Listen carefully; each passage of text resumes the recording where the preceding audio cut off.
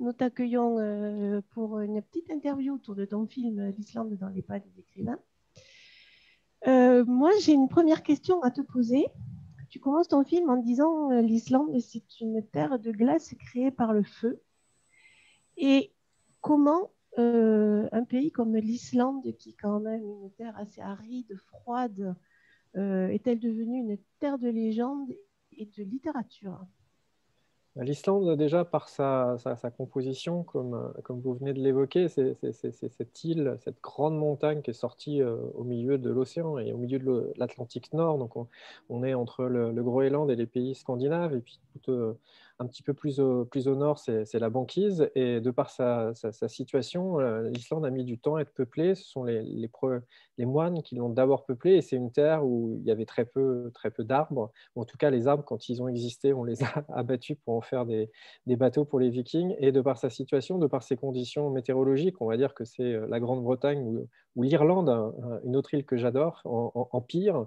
Et il y a plusieurs saisons en une seule journée. Et donc, de par la météo, de par sa situation et de par son histoire, l'Islande est vraiment restée longtemps à l'écart des hommes, des soubresauts de la planète. Et puis, on est au Moyen Âge avec l'arrivée des Vikings. Et les Vikings vont non seulement coloniser toute l'Europe, et ils vont même aller jusqu'en Méditerranée en ayant des bateaux à fond plat qui vont remonter les fleuves. Et on connaît cette histoire où ils remontent les fleuves et ils s'emparent des richesses dans les monastères. Et ils vont aller de plus en plus au nord. Ils vont aller en Islande, qui va être l'Iceland, la terre de glace. Et il y a un des Vikings, justement, Éric le Rouge, qui va même être chassé d'Iceland. Il va être chassé du Danemark, il va être chassé d'Iceland, donc d'Islande, et il va aller au Groenland, la terre verte, en faisant croire que en étant allé, en ayant touché le bout du Groenland, c'était une terre, un paradis, un jardin d'Éden. Et plus loin, dans le temps, on est vers l'an 1000, les Vikings vont même aller en Amérique. Donc, ils ont découvert l'Amérique avec le Vinland, enfin cette partie du Labrador. Donc, j'allais dire à la fois historiquement, à la fois géographiquement, ça ne pouvait qu'être une terre de légende. Et quand on va dessus, avec cette terre battue par les vents, ces roches, ce côté volcanique, ce côté proche des éléments, la littérature ne pouvait que s'emparer de cette destination qui est une destination complètement incroyable.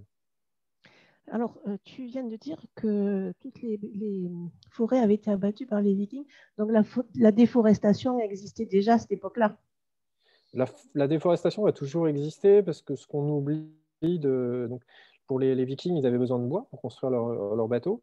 Ça a été la même chose dans nos pays, dans l'Europe occidentale. En France, hein, on a construit notamment les ports à Rochefort, à Brest, parce qu'on avait besoin de beaucoup de bois pour construire les frégates, parce que les bateaux étaient de Mhm. plus en plus armés. Et donc, on a beaucoup déforesté parce qu'on avait des besoins conséquents en chaîne pour construire une frégate de type l'Hermione. Alors, je le dis d'autant plus que je viens de finir un livre sur les grandes découvertes et j'ai beaucoup enquêté justement sur toutes ces incidences à la fois économiques, écologiques, politiques, puisque on n'a pas rien sans rien. Et en tout cas, sur la partie islandaise, les bois et les forêts, les rares forêts ont été supprimés, mais les choses sont en train de rechanger parce que quand on y retourne en 2020 ou l'an prochain, pour ceux qui ont envie d'y aller, on redécouvre des endroits où, près de Reykjavik, on a replanté des arbres, puisque les arbres, c'est source de vie, c'est source de bien-être. Et puis en plus, l'avantage des arbres, c'est que ça ne fait pas de bruit quand ça pousse. Donc, Et alors, si je comprends bien, l'origine du mot Groenland vient d'Éric le Rouge?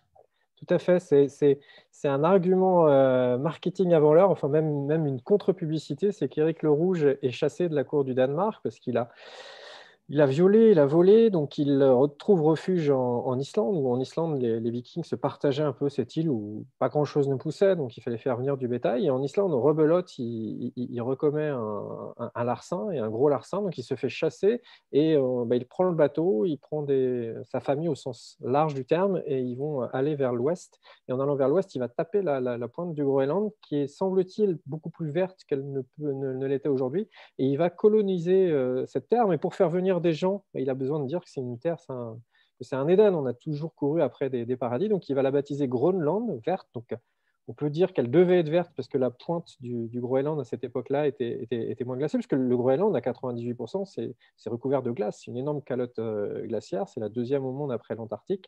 Et là, il va utiliser cet argument pour l'appeler le Groenland.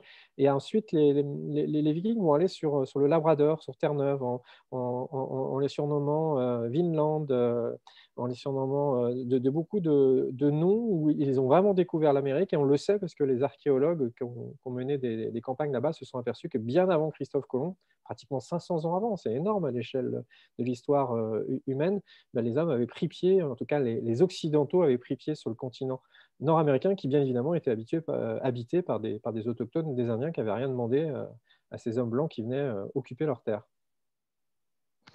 On va partir sur un autre petit sujet qui est Jules Verne. Parce que tu es parti sur les pas de Jules Verne qui, je sais, a bercé toute ton enfance.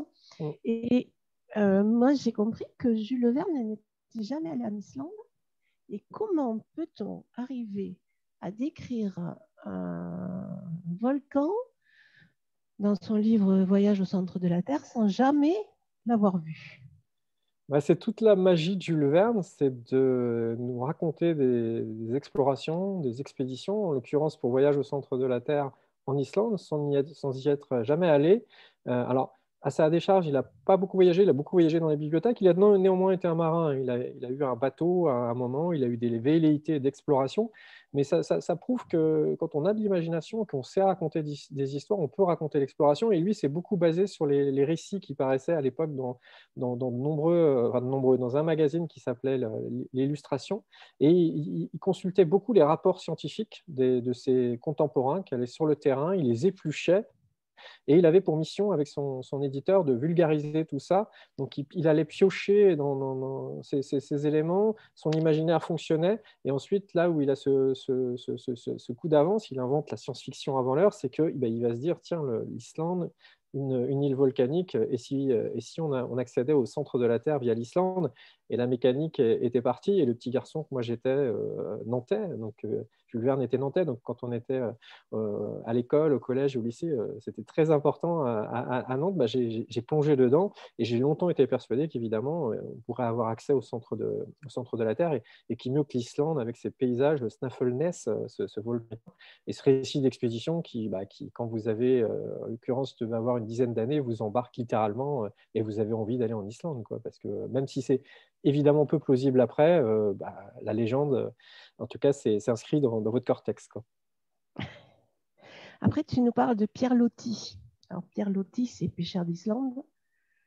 Lui aussi, Cathy, paradoxalement, il va faire connaître ces pêcheurs qui étaient des pêcheurs bretons, qui allaient tout autour de l'Islande, parce que tout autour de l'Islande, vous avez la rencontre d'un courant chaud et d'un courant froid, ce qui fait qu'en termes de ressources halieutiques, donc en termes de poissons, la zone était très, j'allais dire giboyeuse, très poissonneuse. Et Pierre Loti va raconter le sort de ces pêcheurs, de ces gens de la terre qui, en Bretagne, embarquent sur des bateaux, parce qu'à l'époque, on est au 19e siècle, quand vous embarquez sur un bateau, le confort est spartiate, les risques sont nombreux, et il y a de nombreuses fois où le bateau revient avec pas tous les marins. Et ce qui est intéressant, c'est que Pêcheurs d'Islande va vraiment vulgariser et faire connaître aux Français, aux autres terriens, ce sort de ces marins qui allaient en Islande. Donc, du coup, on a l'impression qu'il nous fait connaître l'Islande, qu'on va aller dans les terres d'Islande, mais non, on est plutôt tout autour des terres d'Islande, on est plutôt dans ce destin des pêcheurs d'Islande. Mais ce qui est intéressant quand on est en Islande, c'est qu'évidemment, on fait le tour souvent de l'Islande, et quand on fait le tour de l'Islande et de ses côtes, on ressent, on comprend ces paysages complètement invraisemblables, noyés dans la brume, ce gris, ces cieux métalliques, cette mer de couleur d'encre. Et puis, mieux que les écrivains français, c'est les écrivains islandais qui vont être les maîtres du polar, parce qu'avec l'Islande, on a vraiment une ambiance de polar, et toute cette littérature islandaise, puisque l'Islande est quand même le pays où, par rapport au nombre d'habitants, il y a le plus d'écrivains, il y a le plus de bouquins. Donc forcément, quand on aime l'aventure, quand on aime la littérature, l'Islande, c'est la terre de choix, quoi. C'est le rêve. C'est le rêve. C'est le rêve. Et on va parler maintenant d'un un autre personnage qui est quand même très très important dans notre histoire, c'est le commandant Charcot. Et est-ce que tu peux nous parler un petit peu de lui et À Cathy, j'ai une énorme affection pour le Jean-Baptiste Charcot, né en 1867 et mort en 1936 dans un naufrage au large d'Aftanes en Islande, l'endroit où dans le film on peut voir, où on a été voir ce descendant du paysan qu'on recueillit, l'unique survivant, parce qu'ils sont tous décédés dans cette tempête d'équinoxe de 1936. Je suis d'autant plus, sauf un, Eugène Gonidec, qui va nous faire le récit, et il va être recueilli, mais vraiment in extremis, par ces paysans qui voient un mât au loin dans la tempête couler. J'y suis allé 2 fois aux commémorations aux 80 ans du naufrage du Pourquoi pas, et puis ensuite pour ce voyage que j'avais réalisé dans un cadre, dans un partenariat avec Nomade Aventure et la Société des Explorateurs. Quand j'y suis allé les 2 fois, la mer était belle, l'endroit était magique. On se demande comment on peut s'échouer dans un endroit pareil, mais quand on aime la mer et qu'on aime les îles, on comprend qu'il y a des éperons rocheux et que la mer, l'état de la mer varie d'un jour à l'autre. Toujours est-il que Charcot, moi je l'ai vraiment encore plus découvert quand j'ai écrit la biographie de Paul-Émile Victor, parce que Paul-Émile Victor, explorateur polaire, on lui a mis le pied à l'étrier grâce au commandant Charcot. Donc j'ai beaucoup enquêté sur le commandant Charcot. Et Charcot, c'est vraiment le fils de bonne famille, le fils de Jean-Martin Charcot, grand neurologue, grand psychiatre à la Salpêtrière à Paris, qui veut tout petit devenir aventurier, marin et explorateur, et avec comme devise pourquoi pas, qui reprendra d'ailleurs sur ses bateaux. Et puis le papa lui dit non, tu seras médecin, mon fils, parce que moi je suis médecin, donc tu seras médecin. Il va s'exécuter, devenir médecin. Il va même participer tellement il est sportif. C'est quelqu'un qui est assez vigoureux aux Jeux Olympiques de Paris. Il sera médaillé en voile et si ma mémoire est bonne, et en aviron. Non, rugby et voile. Et Jean-Baptiste Charcot va partir sur sa fortune personnelle en péninsule antarctique, donc vers le pôle sud en 1907, mener une expédition incroyable. On est dans le temps où l'exploration est héroïque, c'est-à-dire que les Anglais et les Norvégiens se battent pour arriver au centre de ce continent antarctique, au pôle sud, et au nord, au pôle nord, des Nord-Américains, Scott et Perry, ça va être une controverse mais terrible, se battent pour arriver sur le point, le grand clou, comme disent les Esquimaux, au pôle nord. Et on est dans cette quête de défis, d'être le premier, de planter le drapeau, d'être les plus forts. Et Charcot décide habilement et intelligemment, suivant un peu les préceptes d'Adrien de Gerlache, le Belge, lui plutôt d'hiverner. Parce qu'il se dit finalement, cette course, ça ne sert à rien. Mais par contre, si j'hiverne avec mon bateau, j'ai des scientifiques, qu'on observe les manchots, qu'on observe les baleines, qu'on observe la glace, qu'on observe les choses en hivernant, on va avoir des données et on va enfin comprendre les mécanismes de cette banquise qui se disloque, on appelle ça la débâcle, ou qui se solidifie en hiver. Et Jean-Baptiste Charcot va, avec ses scientifiques, écrire les plus belles pages, en tout cas de la science française. Il va ramener au Muséum d'histoire naturelle des spécimens, et il va même donner un nom au manchot, le manchot Adélie, ce petit manchot noir et blanc qui a été baptisé en l'honneur de la Terre Adélie et des Français qui avaient découvert la Terre Adélie en 1840. Bref, il va refaire rentrer la France dans le concert des nations polaires. Il va rééditer cette expédition 1907-1909 une première fois, puis ensuite 2 autres années plus tard, et il va permettre à la science d'écrire ses plus belles pages. Pas de bol, Première Guerre mondiale qui éclate. Là, évidemment, comme tous les explorateurs, on est au service de son pays. Et lui, dans les années d'après-guerre, donc dans les années 20, il va se dédier plutôt à l'Arctique en armant son bateau, qui sera aussi armé par du personnel de la Marine nationale, donc de la Marine militaire. Mais tout ça va permettre de mener des campagnes d'exploration scientifique. Alors à l'époque, on dit des croisières scientifiques, mais le mot maintenant est un peu galvaudé. Et ce Jean-Baptiste Charcot va rapidement s'intéresser au Groenland et puis à ces Esquimaux qu'on connaît très peu sur la côte Est. Il les visitera tous les étés. Et c'est là qu'un jeune homme, dénommé encore à l'époque Paul Victor, qui sera Paul-Émile Victor plus tard, vient le voir et lui dit, voilà, commandant, déposez-moi chez les Esquimaux d'Ammassalik, et le Charcot de lui dire, ah, c'est vous le phénomène, et d'avoir ce temps de suspense, cette rencontre à l'Académie des sciences, c'est très cinématographique. Et au final, Charcot, ce vieux monsieur avec sa barbe blanche, le crâne chauve et un petit peu de jaune aux lèvres parce qu'il fumait beaucoup de gita de maïs, va lui dire, entendu mon petit, je vous emmène. Donc on est dans les plus belles pages, je trouve, de l'histoire de l'exploration française.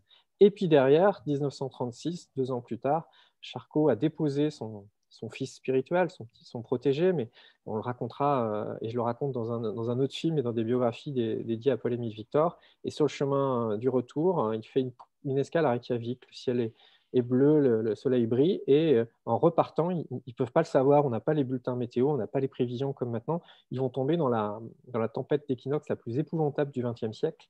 Et cette tempête d'équinoxe, tous les événements vont s'enchaîner, ce qu'on a loi de Murphy, là, quand on est sur les bateaux, la loi des emmerdements maximum, et ils vont s'échouer au large d'Aftanès, et comme on le disait au départ, ils vont tous périr, une partie va même être disparue, on va récupérer des corps, et il y aura un seul survivant qui sera complètement traumatisé, et il y aura des obsèques nationales à Notre-Dame à Paris, une procession de Rouen jusqu'à Paris avec les corps de ces glorieux marins, et ainsi disparaît une légende polaire. Et il y a un jeune homme, Paul-Émile Victor, qui va apprendre ça, lui, 6 mois après, puisqu'il est avec ses Esquimaux sans TSF, sans rien, et il va être complètement traumatisé. Et on aura de cesse de réhabiliter ce nom de Jean-Baptiste Charcot, qui est, en tout cas, quand on aime l'exploration, un grand monsieur. Je suis bavard. Hein. Et donc c'est bien ce qui me semblait, Paul-Émile Victor était déjà sur place sur le Groenland, enfin sur le... Il y a même, Cathy, une controverse, c'est que Charcot une partie du Groenland, va au sud pour récupérer Paul-Émile Victor, qui tarde un peu avec ses 2 compagnons, parce que lui, il doit partir avec sa famille un petit peu plus sur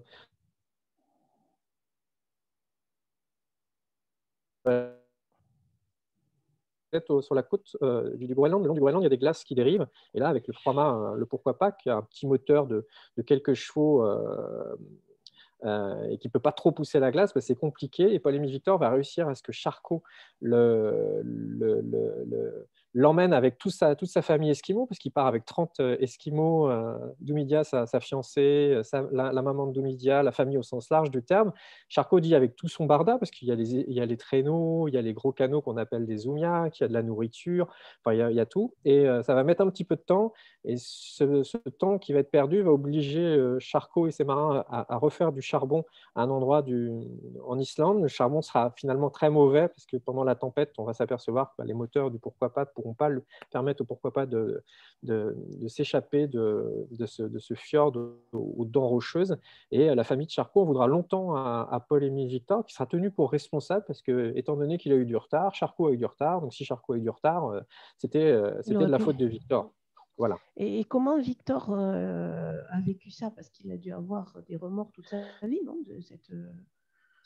Il l'écrit dans son carnet, c'est un uppercut, il l'apprend 6 mois après tout le monde, parce qu'il a vécu l'hiver confiné, c'est le cas de le dire, avec sa famille esquimaude, déjà, et il retourne au comptoir danois, parce que le Groenland est sous tutelle danoise, et les Danois commencent à dire aux Esquimaux, qu'on appellera bientôt les Inuits, d'être sédentarisés. Et donc Paul-Émile Victor a besoin de revenir au comptoir, parce qu'il commence à avoir les dents qui déchaussent, c'est signe de scorbut, donc de carence alimentaire, de manque de vitamines.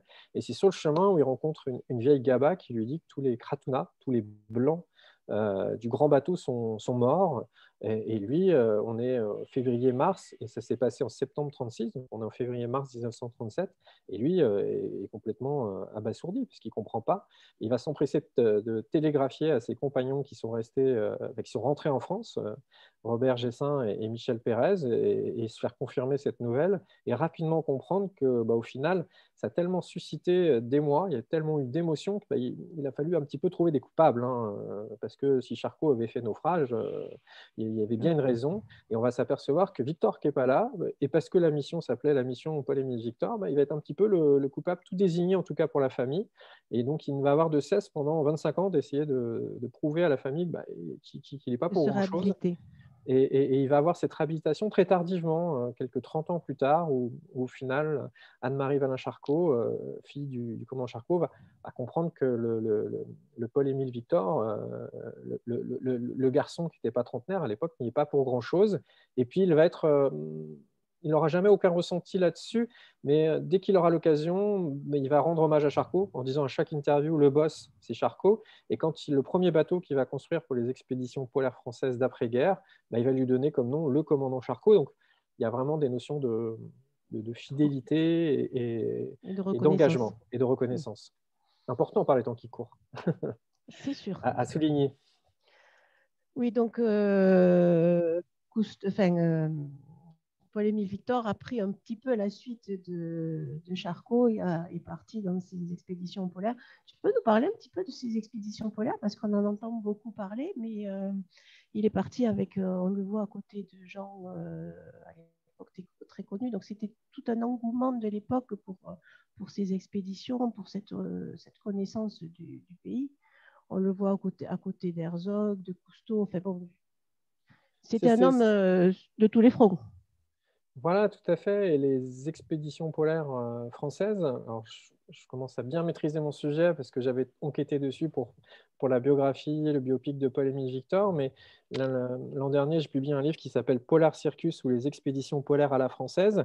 Et je peux vous dire qu'à titre, la France est une nation polaire, et ce depuis longtemps. Alors ça remonte à Pythéas à l'Antiquité, parce que figurez-vous que Pythéas, il est sorti du bassin méditerranéen, il a franchi les portes d'Hercule, donc qui était le détroit de Gibraltar, et on avait le choix où aller virer à gauche à bâbord ou virer à droite à tribord, mais tout ça c'était hasardeux, parce qu'on était avec des bateaux qui étaient avec des rames, avec un peu de voile, et on naviguait en regardant les côtes, parce qu'on était incapable vraiment d'aller en haute mer, sinon on se paumait ou on mourait de faim.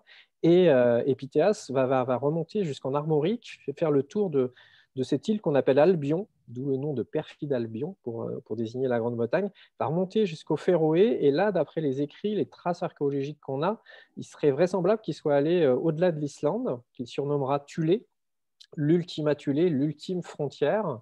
Et il est vraisemblable qu'il ait vu, quand il désigne le poumon marin, c'est la banquise, parce que pour lui, il y avait cette glace avec la marée qui avait quelque chose comme le poumon. Et ce Pythéas n'y allait pas pour faire de la science ou des découvertes, encore que c'était un mathématicien et il voulait calculer l'arc de méridien pour avoir la circonférence de la Terre, parce que dès l'Antiquité, on savait que la Terre était ronde. On avait compris tout ça, mais il y allait aussi pour des richesses, pour de l'ambre et pour avoir des nouveaux approvisionnements. Et on le voit, un argument économique, hein, pour essayer d'avoir des approvisionnements en direct par voie maritime, parce que par les terres, avec ces fichus et foutus Celtes et Gaulois, c'était compliqué.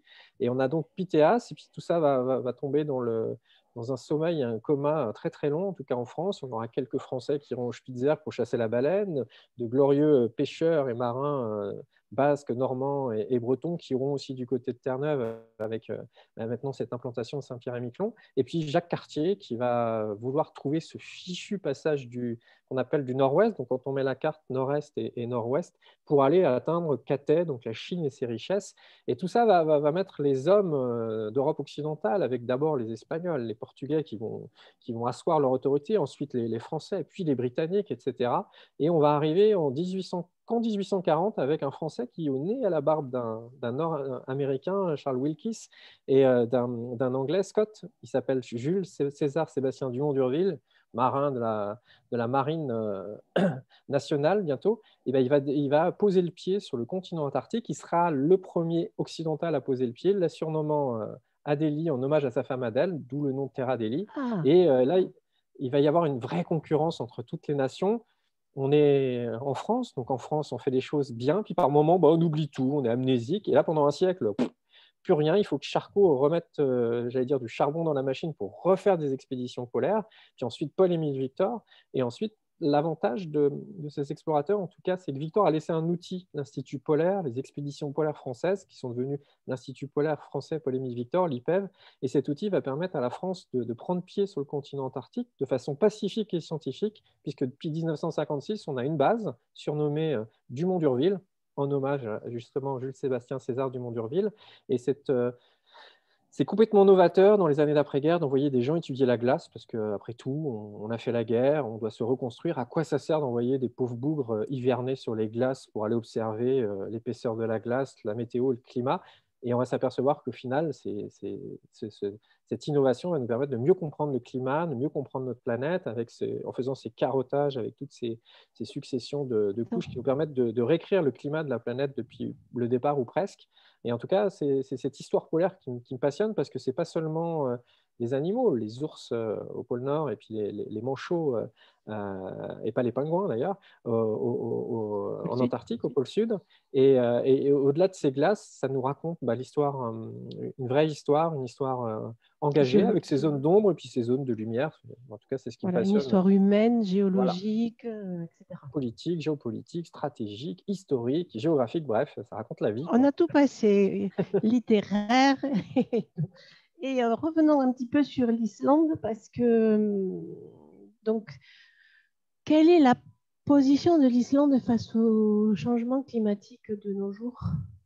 L'Islande est aux Est-ce qu'elle... avant-gardes, est aux Oui, avant-postes de ce réchauffement qu'à la fois qu'elle subit, parce que il y a moins de banquise, donc les eaux sont en train de changer. Il se murmure même vraisemblablement que le fait que l'océan Arctique, donc l'Arctique, c'est un océan qui gèle en hiver en s'épaississant, ça forme la banquise, et en s'étendant et en emprisonnant ces icebergs, ces montagnes de glace, au sens étymologique du terme. Ces montagnes de glace, elles viennent des glaciers du Groenland. Et ça, c'est en train de on l'a tous compris, c'est en train de se rapetisser à cause du réchauffement, et en train de diminuer. Il y a un effet perverse, parce qu'avec le soleil qui nous vient de la planète, s'il y a moins de blanc, il y a moins de réflexion, donc les eaux se réchauffent. Et là, on avait la formation du Gulf Stream, un courant chaud et un courant froid océanique, qui permettait d'avoir un régime des vents qui en fait a établi toute l'histoire de l'exploration, parce que nous, les Occidentaux, qui avions des bateaux, qui avions des armes, on a pu aller dans un sens en Amérique. On partait par le sud de l'océan Atlantique et on venait par le nord en profitant des vents, parce qu'à l'époque, il n'y avait pas de moteur. Et toute l'histoire de l'exploration va s'écrire un petit peu avec ça. Ça, c'est en train de changer. C'est en train vraisemblablement de s'inverser, mais l'homme est toujours un loup pour l'homme, et on se dit qu'économiquement, stratégiquement, peut-être qu'on va pouvoir envoyer des bateaux directement d'Islande vers les confins de l'Amérique, ou en tout cas du continent russe. Donc les Islandais, qui ont beaucoup de richesses, notamment dans leur sous-sol, en gaz, eux parient aussi sur un développement économique, ont longtemps parié sur un développement touristique, puisque entre le moment où j'ai découvert moi l'Islande en 2006 et les dernières années où je suis retourné, on est passé de quelques centaines de milliers de touristes à plusieurs au moins 1,5 million de mémoire. Mais le problème, c'est que tourisme de masse, il y a des corollaires et des dommages à tout ça, et qu'il est difficile maintenant en Islande d'avoir une Islande comme on l'a connue, authentique. Parler aux premiers voyageurs qui sont allés en Islande dans les années 70-80, c'était une sorte de Far West polaire. Là, ça l'est évidemment beaucoup moins, parce que quand vous avez des bus entiers qui vont sur les mêmes spots, avec etc. Donc l'Islande, elle est un petit peu comme tous les pays, elle est aux avant-postes, elle est avant-gardiste sur certains, le bilan énergétique de ses maisons, etc. Mais d'un autre côté, et stratégiquement, économiquement, elle parie aussi sur le fait que les glaces vont s'ouvrir. Donc c'est cette écologie, protection de la défense de l'homme et de son environnement, comme est d'ailleurs aimé à le dire un des pionniers, Paul-Émile Victor et Cousteau, etc., qui est difficile à établir. Et d'un autre côté, on ne peut pas mettre l'Islande sous cloche, il faut que les pays se développent. Donc c'est toute la difficulté et les challenges de demain. De demain, oui. Oui, j'ai entendu dire qu'ils allaient mettre des quotas pour aller en Islande, tellement il y a du monde, parce que les infrastructures. C'est pas un pays qui est quand même très grand. Voilà, et 95% des gens vont aux mêmes endroits sur la planète, on va dire la Floride, la Californie, et puis à un moment, l'Islande en a fait un argument marketing pour se développer, parce que ça aussi, ils n'ont pas fait ça juste par plaisir. Ils avaient des atouts, ils ont mis des charters, ils ont attiré le touriste, mais le problème, c'est que derrière, quand vous attirez trop de touristes, trop de gens, il y a un manque d'infrastructure, vous perdez en authenticité puisque vous gagnez en infrastructure avec des routes moins défoncées, plus jolies, etc. Mais quand vous arrivez sur le site du Golfos là, que j'ai montré dans ce film, moi je l'ai fait avec les gens qui m'accompagnaient pour ce voyage de nomade aventure. On s'était levé à 5 heures pour justement y être sur place à 6 heures et avoir le moins de touristes possible parce que sinon on avait l'impression d'être en pèlerinage à Rome ou à Lourdes ou au centre de Paris à Montmartre. Donc c'était insupportable. Donc, mais d'un autre côté, c'est tellement un endroit site naturel extraordinaire avec ces tombants d'eau, ces arcs-en-ciel qui se forment automatiquement, que ça aurait été dommage de ne pas le faire. Donc c'est toute la problématique actuelle justement de ces mondes polaires. Est-ce qu'il faut vraiment complètement les ouvrir aux touristes ou les laisser qu'aux seuls scientifiques? Si on les ouvre aux touristes, comment on doit faire? En l'occurrence, là, avec la pandémie, tout est fermé, en tout cas en Antarctique. Est-ce que c'est bien? Est-ce que c'est mal? Je pense que c'est bien pour la nature, en tout cas. On va se C'est raisonner bien comme pour ça. la nature, pour l'économie, c'est autre chose, mais c'est un monde assez compliqué entre l'économie et la nature. Voilà, tout à fait. Je te remercie, Stéphane. C'est moi. Je voudrais citer juste tes ouvrages donc, sur les expéditions polaires. Tu me rappelles le titre? Polar Circus ou les expéditions polaires à la française. Il est aux éditions du Trésor. Il va sortir en 2021 en poche chez Pocket. Et ta biographie de Paul-Émile Victor. Alors, les deux biographies pour le prix d'une. Une première qui est vraiment 500 pages, La vie romancée, mais tout est vrai, coécrit avec Daphné Victor aux éditions Robert Laffont. Et puis Que là, j'ai lu et qui est passionnante. merci. Puis là, on nous a. Entre-temps, j'ai fait un film, un biopic, Paul-Émile Victor, J'ai horreur du froid. Et à l'issue de ce film, les éditions Paulsen nous ont recontactés en nous disant que ce serait bien de faire une biographie, mais avec des images, cette fois, avec un texte inédit. Et ça a été mes travaux de confinement acte 1, où je me suis replongé dans Paul-Émile Victor. J'avais l'impression de connaître par cœur en me disant, est-ce que je vais arriver à refaire un nouveau livre? Et puis en fait, oui. Et donc, ça s'appelle Paul-Émile Victor, Le rêve et l'action, et c'est aux éditions Paulsen. Et c'est dans toutes les bonnes crèmeries. Oui, parce que ce qu'on sait moins de Paul, on connaît beaucoup Paul-Émile Victor sur ses expéditions polaires, mais on ne sait pas qu'il est parti finir en Polynésie, finir sa Tout à vie. fait. Puis j'ai eu la chance d'aller à Bora Bora, au Mututane, avec Teva, son dernier Son fils. fils. Et puis quand on connaît la vie de Paul-Émile Victor, on sait qu'il y avait deux points de repère. Il y avait les Esquimaux, donc le nord, et il avouera plus tard qu'il avait horreur du froid, donc il va fonder toute sa légende sur ses conquêtes et ses expéditions polaires en Arctique et en Antarctique, mais néanmoins, il avait un amour fou pour la Polynésie qu'il va mettre à exécution parce qu'il va s'installer à sa retraite en 1976 ou au milieu des années 70 sur une île complètement paradisiaque. Et sur cette île, vous avez un petit îlot, un motu. Et à l'époque, personne ne s'installe là-bas parce que il y a des tabous et les locaux trouvent que c'est infesté de moustiques et que ça sert à rien. Et lui, avec sa seconde épouse, son fils, vont s'installer dans ce paradis. Et depuis, pour y être retourné avec Teva, c'est devenu le spot de tourisme de luxe et de lune de miel de luxe, puisque l'endroit est complètement magique avec ses bleus, avec ses verts, donc rien à voir avec les glaces, mais néanmoins on comprend que le lien de Paul-Émile Victor et de la nature était fort, et puis on comprend par ce lien des explorateurs et de la nature que c'est bien même d'aller dans la forêt du coin, d'aller s'immerger, d'aller voir des arbres et de voir cette nature et de la protéger. En tout cas, c'est assez simple à protéger, hein. C'est en ville, ramasser des papiers. Moi, je passe mon temps à faire ça, j'en peux plus, ou les plastiques. Et pareil en forêt avec ces fichus masques qui traînent un petit peu partout. Et rien que ça, déjà, si on arrive tous à mettre nos déchets dans une poubelle et à moins souiller la nature, on se sentirait mieux. C'était mon petit coup de gueule. Tu as raison, il faut. Mm. Je vous rappelle que vous pouvez trouver les livres de Stéphane dans toutes les bonnes librairies indépendantes et que le film sur Paul-Émile Victor sera diffusé samedi dans le cadre du Festival Terre d'ailleurs et sera disponible jusqu'au 10 décembre, ainsi que son film L'Islande sur les pas des écrivains.